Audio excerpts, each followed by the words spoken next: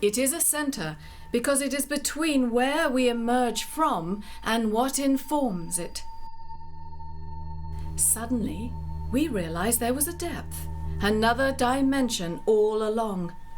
And when we become conscious of it, it is as if we have pierced a veil. Everything is changed, made luminescent. And will it puzzle you to learn that this is where we meet the wounded king? For when we enter the place of power, we have also found the cause of the wound. Remember, this king does not suffer from a mortal wound, but one that keeps him in a half-life. And the only time the wounded king finds any relief from his suffering is when he goes fishing. He is fishing, reaching for more of whatever will help to cover up the pain.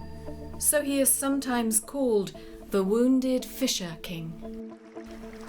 Perceval has come to the bank of another river and again can see no place to cross. He rides upstream beside it, hoping to find a narrower stretch, until his way is blocked by a large outcrop of rock jutting into the water. If only I could find a way across. I've got this feeling the way home is on the other side. As he stands there, a man in a boat comes floating slowly down towards him. When the boat draws level, Perceval sees that the man is out fishing. Tell me, kind sir, is there a bridge anywhere over this river? No, brother, and there's no boat bigger than this one. You can't cross on horseback for 20 leagues up or down the river, for there's no ferry or ford either. Then tell me, in God's name, where I might find lodging for the night. I'll gladly give you shelter tonight.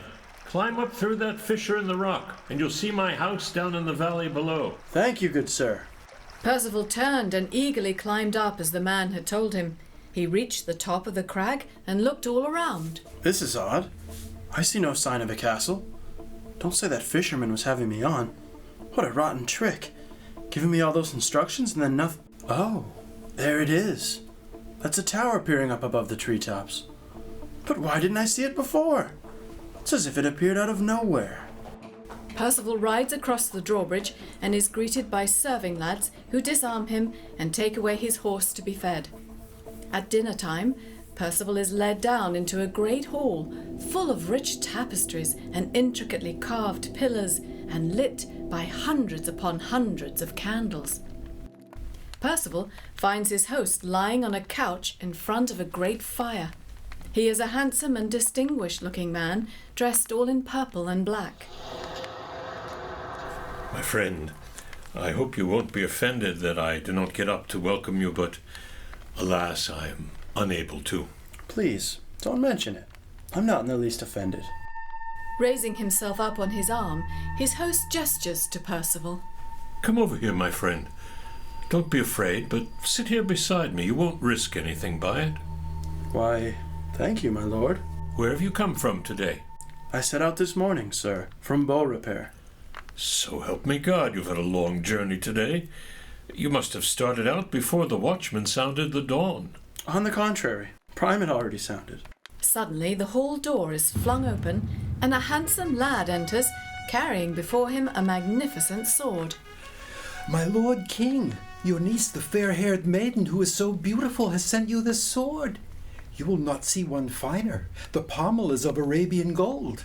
Perceval's host half draws the fine blade from its scabbard and examines it. This sword has never been used, and you are to give it to anyone you like, but my lady would prefer that it be put to good use. Dear brother, this sword was intended and destined for you. But, No, I insist that you take it. Let us see how it looks. Gird it on. Now draw it. Perceval pulls the beautiful steel blade from its sheath and looks at it, gingerly, savouring it, and also unsure about the whole thing. Then he resheathes it, unties the belt, hands it to the lad, and sits back down next to the wounded king. this castle is a strange place. And its host, why, he is so gracious. Yet he makes me nervous.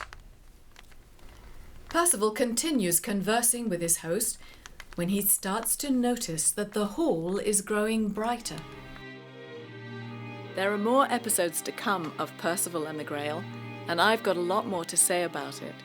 So let me know what you think, and don't forget to subscribe. Thanks.